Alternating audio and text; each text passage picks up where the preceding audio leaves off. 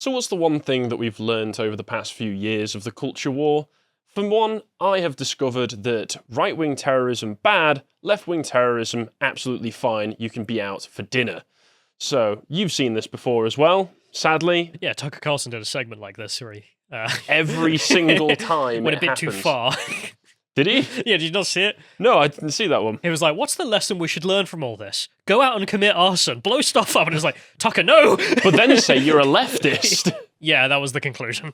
I mean, sadly, it will probably work, and on this whole narrative of the two sides of America, the left-wing and right-wing extremism, we have a recent video that Carl did interviewing Sebastian Gorka, a former advisor to the Trump administration in the White House, talking about the war for America's soul. It's very interesting, and they cover a lot of subjects relating to that, so please go check that out. But sadly, the most recent news from America that I've seen that people are well, the mainstream outlets seem to be mainly ignoring, is the sad murder of a young man, 18 years old, called Kayla Ellingson, by a man called Shannon Brandt. And I'll just read through some of the details here. So, Shannon Brandt, who is 41 years old, killed 18-year-old Kayla Ellingson early Sunday morning in McHenry in North Dakota with an SUV in an alley. So he ran him over. He's been charged with vehicular homicide and is left and leaving the scene of a deadly accident. Brandt reportedly called 911 to report the crash, authorities said. Authorities also said that he was allegedly drunk at the time. Court documents said that he told 911 dispatcher that the team was part of a Republican extremist group and was calling people to go after him following an unspecified political argument. Ellingson's mother, on the other hand, told police that her son called her right before the crash, asking if she knew Brandt. She said that she did, but did not believe that her son knew him. Brandt fled the scene of the incident and was arrested at his home. And here we have a mugshot of this photogenic, completely rational and sane gentleman here, a murderer. And if we go to the arrest report, which I managed to get as well, we can see it says here specifically, Shannon Brandt stated that he struck the pedestrian because the pedestrian was threatening him. This is a 41-year-old man in a vehicle, apparently having an argument with a pretty skinny 18-year-old. But he was threatening him. I felt terrible. I felt terribly threatened. Brandt stated that the pedestrian called some people and that he was afraid they were coming to get him. Again, random 18-year-old, pedestrian, you're in a vehicle. I just had to do it, officer. I just had to. Brandt admitted to the state radio that he hit the pedestrian and that the pedestrian was part of a Republican extremist group. Very strange thing to bring up. Almost as though just saying, oh, he was a Republican extremist means that he thinks, oh, I can get away with it if I just throw this one out there. They'll hand me a medal over. They'll award me for it. And sadly, it seems that they might actually have a point here because there's a town hall reporter, Mia Cathell, who's been looking into that, who found that the jail confirmed to her that Shannon Brandt, who reportedly confessed to killing the North Dakota teen because the 18-year-old victim was part of a Republican extremist group, posted bond and is back on the streets already. And since it's released, it appears that he started to scrub his social media. I mean, you got to think of the kind of individual. I mean, you mentioned just the age gap alone tells you so much. When you meet people who are sort of 40-odd, like, I mean, they've been around the block, they're no arguing with some 18-year-old, they'll find something stupid they disagree with, right? That's your perspective is usually someone who's older arguing with someone younger. But when it comes to leftists, there's no such knowledge or wisdom. No. Instead, it is just like heretic who has to die. Yes, it's pure friend-enemy. And these people, despite being 41 years old in this case, generally are in such a state of arrested development that they're the insane ones. They're the absurd ones who don't understand reality. I mean, I'm recalling just the video I made on my channel where I went up to stand-up racism guys and spoke to that, and there was a whole group of them, and so many different ages, but a few of them are, starting to get grey hairs. They must be like, 40s, 50s. And you could tell talking to them, like even just trying to have a civil conversation is so impossible. I mean, you are just an enemy. As you say, the friend-enemy distinction is 100% how they think. That's how the left has been seeing things for decades. So sadly. terminally online, happy to just go out and kill someone. And there are lots and lots of this individual, this person's kind of mindset. Sadly, it's actually not a small number. You know that if the people, for instance, that you filmed, and if they're watching this, which would be surprising, but if they thought they could get away with if they thought they could get away with killing you, if they thought that if they did it and just said, oh, he was a right-wing extremist, and then post, we don't have bail, we don't have bonds or bails over here, but if they could do that, they absolutely would. And that's the case for a shocking amount of these people, because this is just some guy.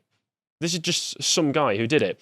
And Mia continues further down, saying that she's obtained the search warrant and the criminal complaint that say Brandt failed to render aid to the dying teen who was found slain in an alleyway, fled the fatal hit-and-run crime scene, and returned to his residence in a different city where he was later arrested. So what that tells me, if you want to put this down as to just, oh, I was in a stressful situation, I wanted to get away from it and get myself out of danger, you hit the kid, and then you just get out of there.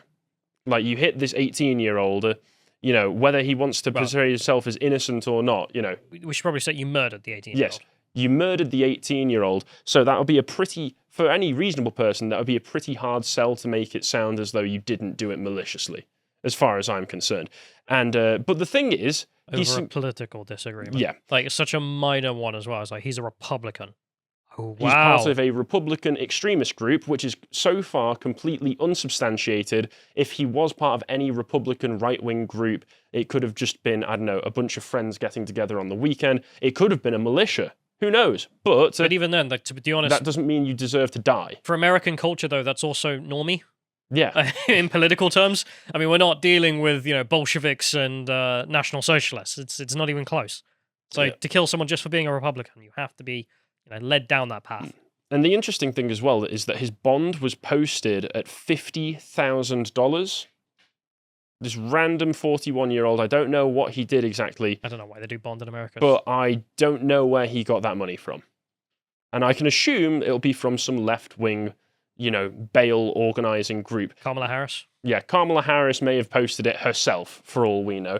But I always find it absolutely disgusting that there is a legion of organizations ready to post bond for scumbags like this. At a moment's notice, they don't need to know context. They don't need to know the situation. All they know is that you are left-wing, you are in prison. It doesn't matter if you raped someone. It doesn't matter if you murdered someone. They will post it.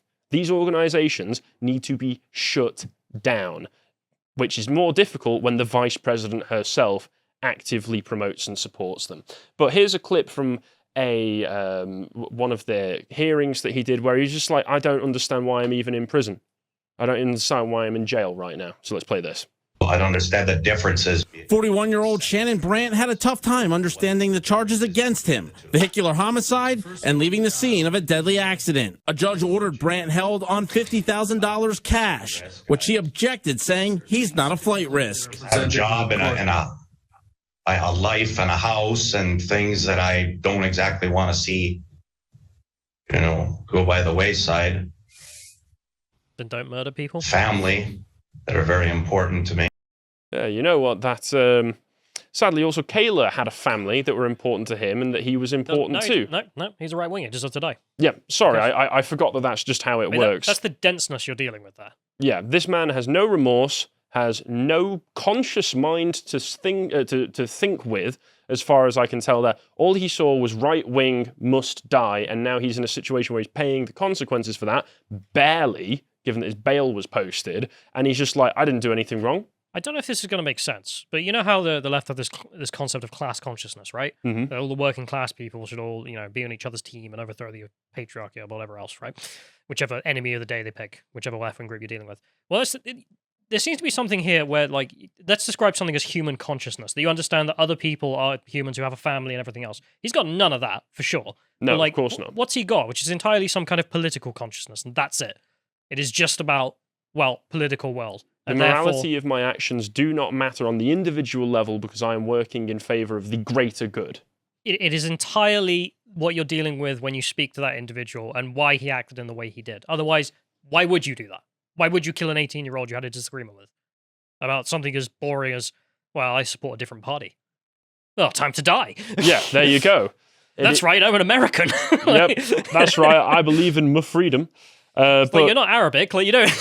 No, but a friend of the family, of the Ellingson family, Kayla Ellingson being the one who died, have set up a GoFundMe to try and fund the funeral service. And I think by the time this goes onto YouTube, it will still be active. So as you can see that, it's still going up. So if you do want to be able to support the family, because once the funeral service has been paid for, I imagine it will probably be good to be able to, you know, it's a bunch of money is not going to make up for the fact that their son is dead, but it could help them do some good in their local community. So if you want to donate to that, the link should be in the description on the website.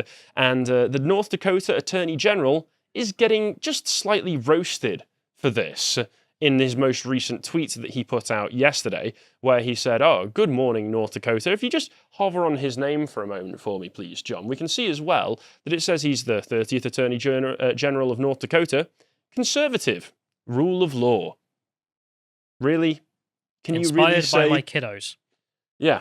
Can you really say that you believe in the rule of law? Can you say that you're a conservative if your district is allowing somebody like Brandt to get released on bail for 50 grand, which just was able to be paid instantly like that? Can you say that you are defending the rule of law? No. No, you cannot.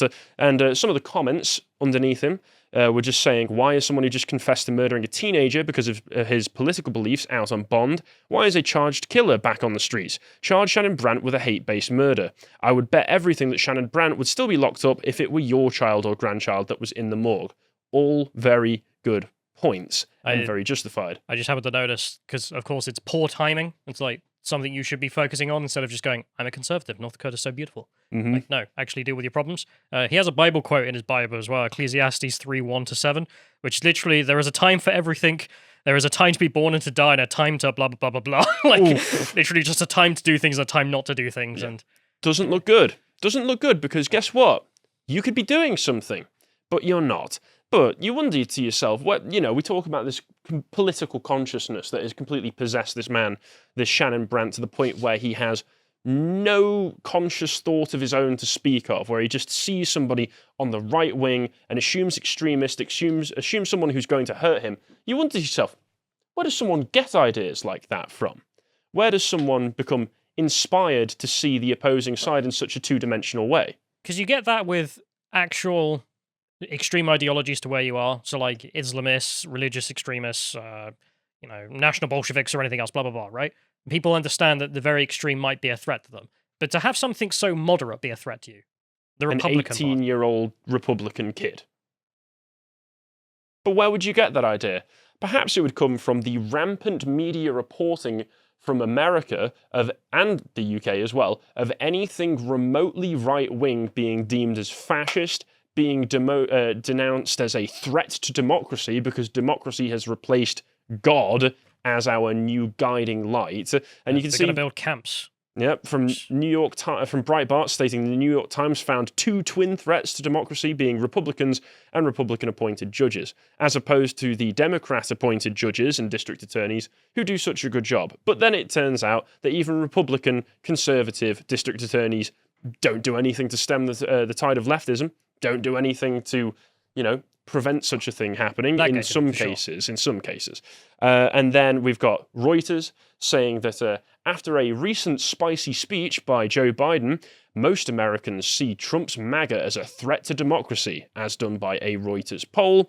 And they say days after Democratic President Joe Biden gave a fiery speech attacking former President Donald Trump, leaving out some pretty important context there. He just attacked him and thought he was a bad guy. Yeah. A poll completed on Wednesday found a majority of Americans believe Trump's movement is undermining democracy. And if this is what democracy leads to, if democracy leads to chaos on the streets, or at least this is how it seems to be manifesting now, if this is what the Democrats and leftists in America support, good. Turns out democracy sucks. And we can see even in The Guardian saying that Republicans are plotting to destroy democracy from within. Oh well. Don't care anymore. If it's something the left values, if democracy has become the arch value that the left loves, good. Let it die. Well, they're redefining the entire country in terms of democracy being a god instead of a republic, which is something you have to protect. And you can see this not being the first instance either, in which their ideas of how the country should work should be open murder in the streets, because everyone will remember in Portland there was that chap who shot a MAGA guy in cold blood, ran away, and then Vice News turned up to give him a sympathetic article. Oh, we must think of the poor murderers. Yeah, think of the poor criminals. Think of how society did this to them. Have you seen the interview that Vice did with them? I've not, but I could probably make a well-educated guess at how it goes. Worse than you think. Really? They interviewed the guy and he says, well, I was acting in self-defense. This is after the footage has come out of him hiding behind a pillar, then coming out and shooting a guy in the head. Oh, that's just like what happened with Kyle Rittenhouse. But then I imagine this chap is going to argue a similar case, which is why he was an extremist. I feared for my life. It seems that he's already, in the way that he's reported it to the police, set himself up for a self-defense case, which is absolutely Insane. disgusting. Vox as well, saying that the Republicans have a revolt against a democracy explained in 13 charts. Let's not forget as well that the post-millennial reporting that Biden admin mobilized the FBI against parents opposing CRT and COVID restrictions to the point where they claimed that they were the equivalent to a form of domestic terrorism and hate crimes. Parents going in and saying, "Stop teaching my kids racist garbage." Sorry, you're a domestic terrorist. But an actual murderer who exists on the left, perfectly fine. Let him go, boys. And the final thing as well, it's kind of sus to me, just a little bit suspicious that a murder like this comes only a few weeks after, of course, Joe Biden's speech where he labeled everyone on the right or associated with MAGA, Republicans, and Donald Trump as being semi-fascists. And they've got a quote in this Daily Wire article from that speech. "MAGA Republicans have made their choice. They embrace anger. They thrive on chaos. They live not in the light of truth, but in the shadow of lies. Together, we can choose a different path." And I can only assume that Shannon Brandt was walking down that path that you set him on, Biden. I hope you're proud of yourself. I hope you're proud of the destruction that is coming to your country's sense of law and order. And, that's all I've really got to say on it. If you appreciated that segment from the podcast of the Lotus Eaters, you can go to lotuseaters.com to get access to all the premium content we have on the site, such as the premium videos we do, this one on the rise and fall of British rail. And if you want to find out what else Carl's putting out, you can follow him on Getter at Carl Benjamin on Getter. Thank you and goodbye.